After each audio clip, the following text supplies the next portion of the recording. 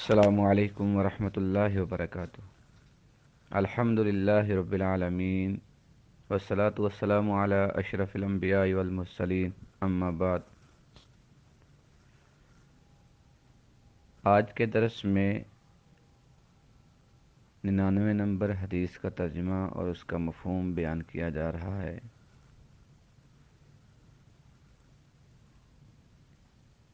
اس کو حضرت جابر رضی اللہ تعالیٰ عنہ روایت کر رہے ہیں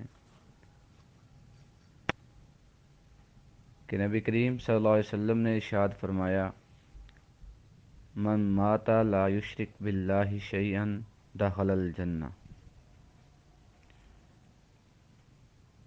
کہ جو شخص اس حالت میں فوت ہو جائے کہ وہ کسی کو اللہ کے ساتھ شریک نہیں ٹھہراتا تھا تو وہ جنت میں جائے گا۔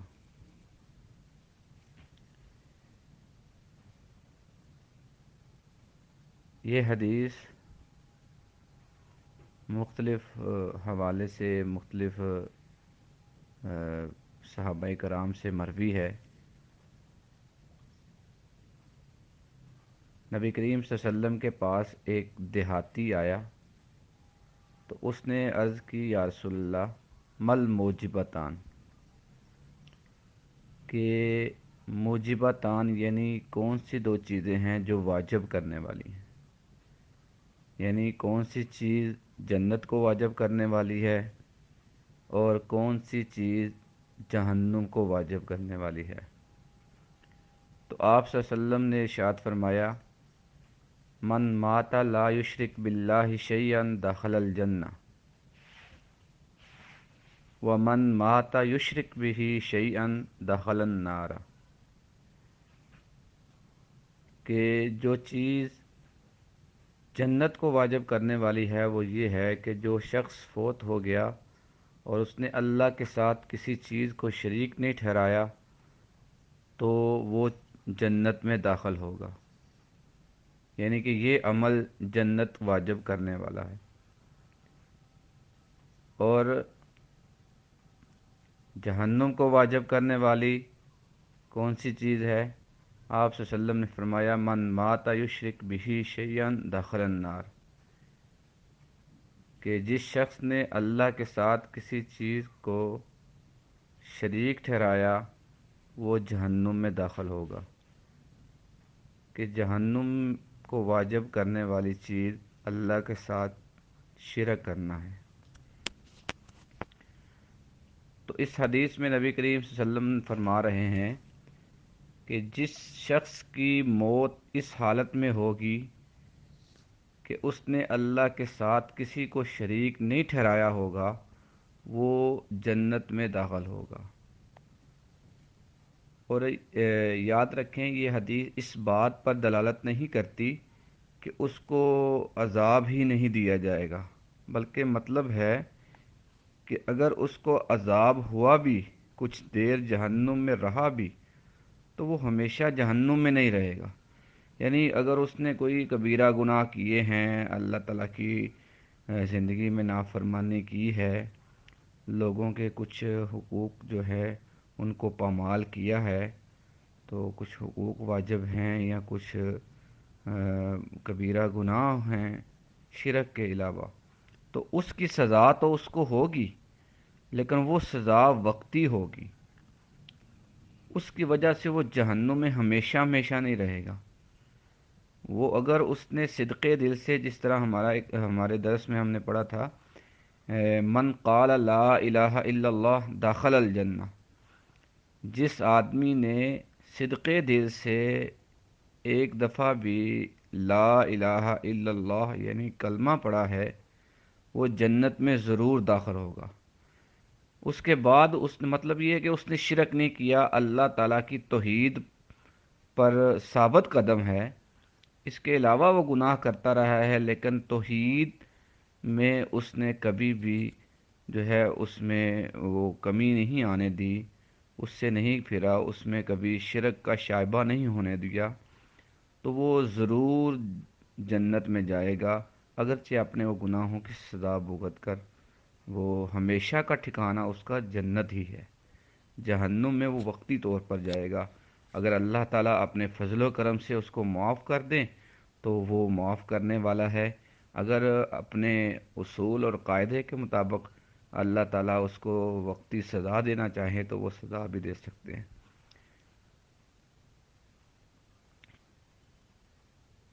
اس میں جو ہے وہ شرک کے حوالے سے بات ہو رہی ہے۔ شرک کسے کہتے ہیں؟ شرک اصل میں یہ توحید کا انکار ہے، عقیدہ توحید کا۔ عقیدہ توحید کیا ہے؟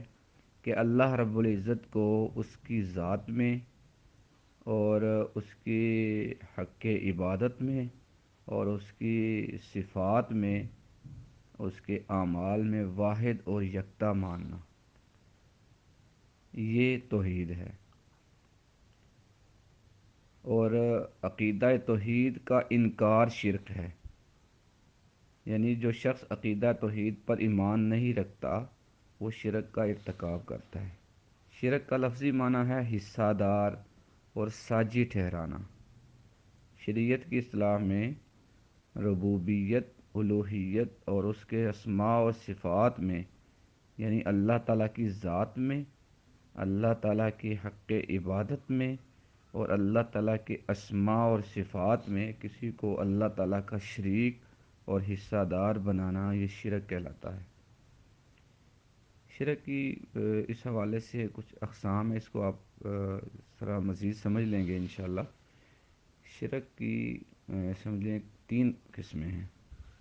نمبر 1 کہ اللہ کی ذات میں شرک، اس سے یہ مراد ہے کہ کسی کو اللہ تعالیٰ کا ہمسر اور برابر سمجھنا، یا اللہ تعالیٰ کو کسی کی اولاد سمجھنا، یا کسی کو اللہ تعالیٰ کی اولاد سمجھنا، یعنی اللہ تعالیٰ کی ذات کے سوا کسی اور کو ماننا یا کسی کو اللہ تعالیٰ کی بیٹی یا بیٹا ماننا، یہ اللہ تعالیٰ کی ذات میں شرک کہلاتا ہے۔ اور سورۃ اخلاص میں اللہ تعالیٰ کا ارشاد ہے کہ لم یلد ولم یولد، نہ وہ کسی کا باپ ہے نہ ہی وہ کسی کا بیٹا ہے۔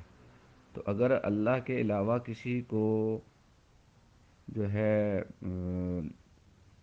اس کے برابر ٹھہرانا، یا اللہ تعالیٰ کو اس کا بیٹا، یا اللہ تعالیٰ کی جیسی جو ہے نا وہ ذات کسی اور میں سمجھنا، یہ اللہ کی ذات میں شرک ہے۔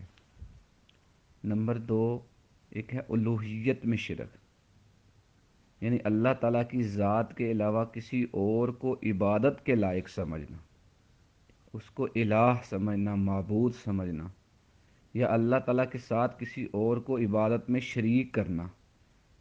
یعنی یہ صرف نہیں کہ اللہ ہی عبادت کے لائق نہیں کوئی اور ہے، بلکہ یہ کہ اللہ بھی عبادت کے لائق کوئی اور بھی اس کے ساتھ شریک ہے، تو یہ الوہیت میں شرک کرنا ہے۔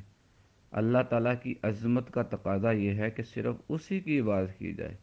اللہ تعالیٰ نے قرآن پر فرمایا اللہ تعبدوا الا ایاہ، کہ تم اس کے سوا کسی اور کی عبادت نہ کرو، یعنی اللہ تعالیٰ کے علاوہ عبادت کے کوئی بھی لائق نہیں۔ نمبر 3 صفات میں شرک، اللہ تعالیٰ کے علاوہ کسی اور کی ذات اور شخصیت میں اللہ تعالیٰ جیسی صفات ماننا اور ان کا اعتقاد رکھنا، یہ صفات میں شرک کہلاتا ہے۔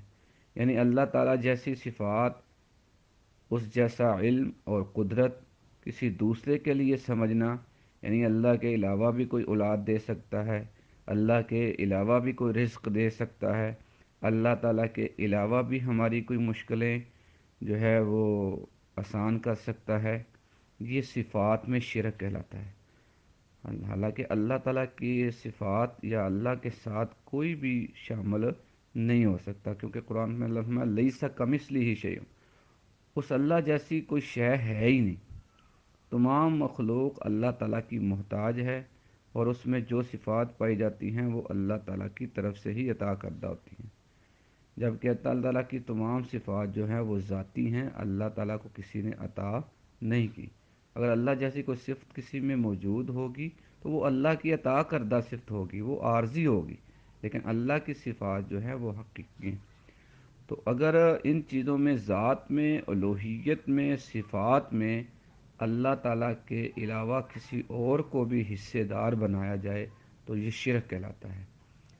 تو اگر کسی آدمی نے ساری زندگی جو ہے ان میں سے کوئی عمل نہیں کیا، اس جیسی جو شرک کی جو اقسام ہیں، ایسے کسی گناہ میں وہ جو ہے وہ مبتلا نہیں ہوا، اللہ تعالیٰ ہم سب کی حفاظت فرمائے، تو عقیدہ توحید پر کاربند رہا، اس پر ثابت قدم رہا، اس حالت میں اس کو اگر موت آتی ہے تو اس حدیث کا مطلب یہ ہے کہ وہ ضرور جنت میں جائے گا، اور اس کا جو ہمیشہ کا ٹھکانہ ہے وہ جنت ہی ہے۔